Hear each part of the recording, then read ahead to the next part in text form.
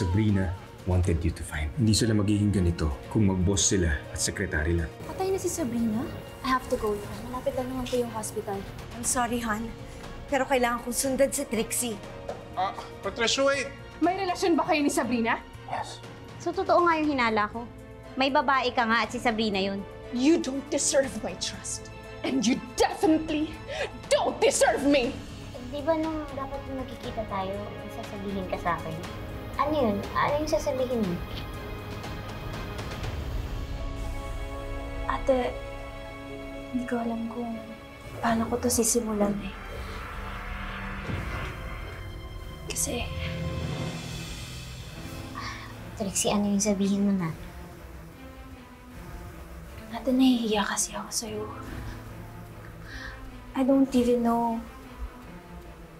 how I got the courage to show up. Kasi ate... No, Trixie!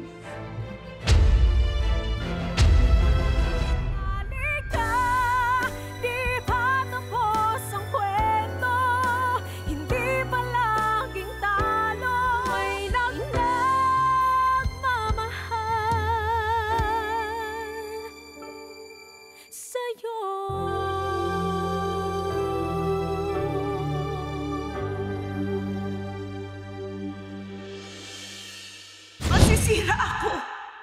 Masisira tayong lahat!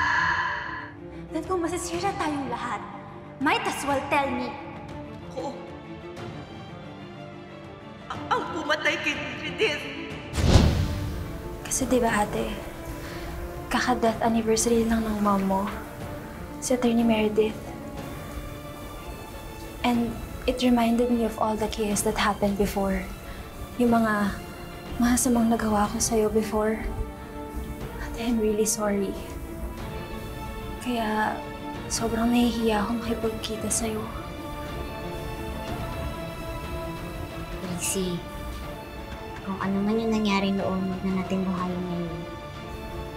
Saka, matagal na yun eh. Kalimutan na natin. Ang halaga, okay na tayo ngayon.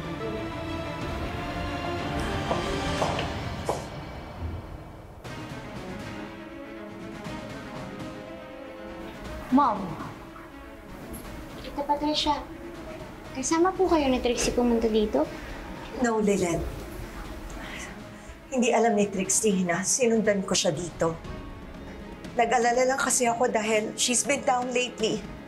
Pagkatapos, nung umalis siya ng bahay, pumunta ako dito kasi, you know, she's been so affected by what happened before.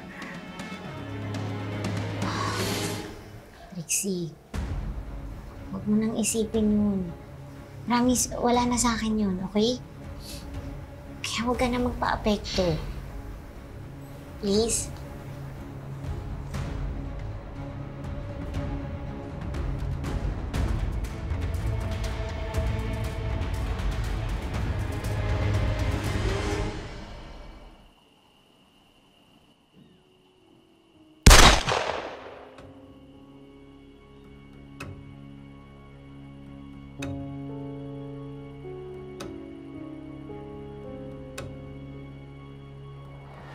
Well, Sabrina's out of the picture. Nagse-celebrate na sana ako ngayon, kaso nakialam na naman yung pahamak na nilit na yun. Oh, poor Renan. Well, I guess galit pa rin sa'yo si Era. Don't tell me. The great Renan Alon finally lost his touch. Well, you know, Patricia, natural lang naman na halos mamatay sa selos si Ere. After all, she is crazy about me. Well, if she's really crazy about you, then this fight should be over in no time. But I guess there's a faster way to fix this.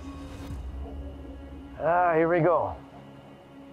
Okay, so what's your big plan this time? Kawawa pala talaga yan si Sabrina, no? Mabuti na lang at may kapatid siya na nag-aasikaso sa buron niya. Pero Lilet, grabe yung natuklasan niyo ni Atty. Kurt, ha? Na may relasyon yung dalawa. Nakaw, sinasabi na nga ba eh. May ginagawang milagro yung kumag na Reyna na yan eh. O, di ba? So, lahat ng hula natin tama. Di ba? Sabi ko sa inyo eh. Wow, galing mo naman. Hindi ikaw na magaling. Thank you. Pero seryoso, Leslie. Feeling mo, paniniwalaan pa rin siya ni Era? Ayun na nga din yung kinakatakot ko eh. Iba rin kasi magmahal si Era eh. Todo bigay. Walang ibang pinapakinggan. Kaya for sure, mapapaikot lang siya ulit ni Attorney Alon. Aba, ewan ko ba kung saan nagmano ng katangahan niyang kapatid mo? Eh, ba't talino naman kayong dalawa ni Atty. Mel? Ewan ko ba? Diba? So, paano? So, case closed na. Wala na, tapos na. Kasi alam na natin na tinatago na Atty. Renan eh. Di ba? Meron siyang tinatagong relasyon. Yun. Pero hindi pa rin nasasagot kung nanghuhutot siya ng pera. At kung bakit. At yung pagkakabangga kay Sabrina. Ang dami pang kwento eh. Ang dami pang motibo. Ang daming butas ng kwento. Ang dami ko pang tanong na hindi nasasagot. Ipapaalala ko lang ulit ha, Atty. Matias. Mag-iingat kayong dalawa ni Kurt. Aba, hindi biro yung iniimbestigahan nyo. Baka mamaya, pag-initan kayo ng mga kaaway nyo. Kung si Atty. Alon man yun, o kung sino man. Opo, Tinang. Pero hindi pa rin po ako titigil hanggat hindi ko nalalaman ang totoong nangyari kay Sabrina. Naniniwala po ako na sa dulo ng lahat ng to, masasagot lahat ng tanong ko tungkol kay Atty. Alon. The last report you gave me was mayroong suspicious car na dumaan sa bahay kung saan dinala ni Ino, si Evelyn. Pero hanggang ngayon, hindi mo pa rin alam kung sino yung nakasakay sa kotseng yon. Julio, ano ba? You've been investigating for this case for a long time. Wala pa ring update? Pasensya na, ma'am. Wala raw talagang plaka yung sasakyan eh. At nung namataan nila yung sasakyan, nakalayo na po. You know, I'm trusting you because you've been handling this case for so long. Pero wag mong antayin. Napalitan kita. Huwag ko kayong mag-alala. Hindi ako titigil sa pag-iimbestiga, ma'am. Mauna na ho ako.